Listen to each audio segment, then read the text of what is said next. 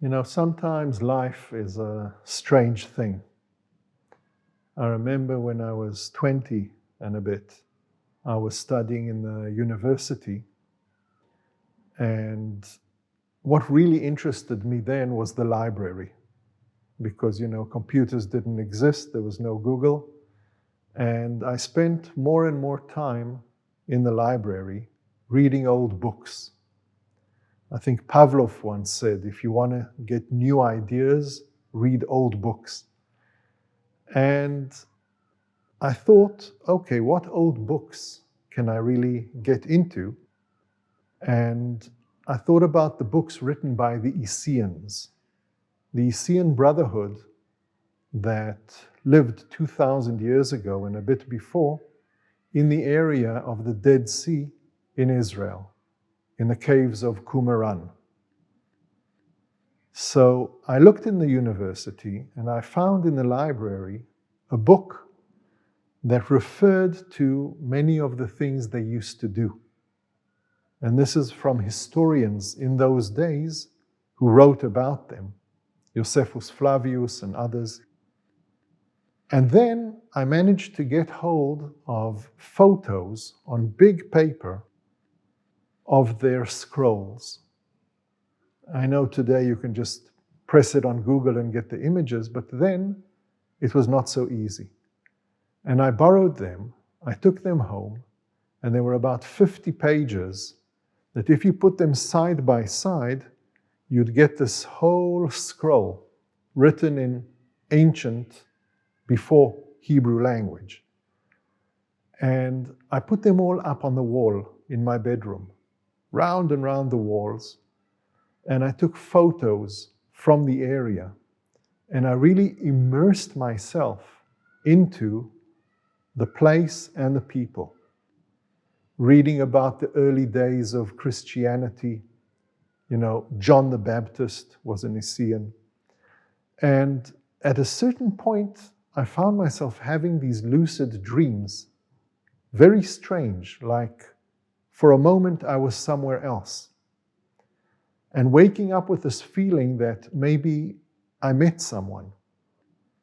And that threw me back to when I was 13 years old, because in the Jewish religion, we have a coming of age rite called a bar mitzvah at the age of 13, where you read from the Bible, but not from a book. You read from the ancient scrolls that are still written by hand for thousands of years. And there was a point where I was reading, but I was out of my body, flying around in the synagogue.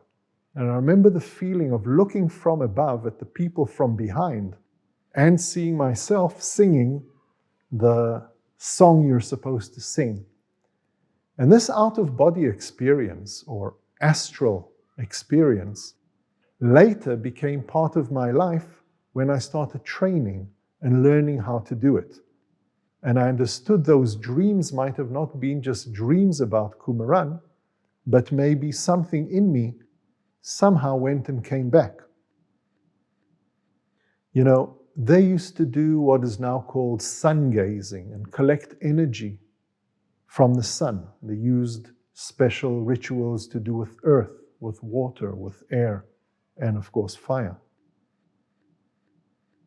So life is very interesting, because then one day I went there and I spent some time.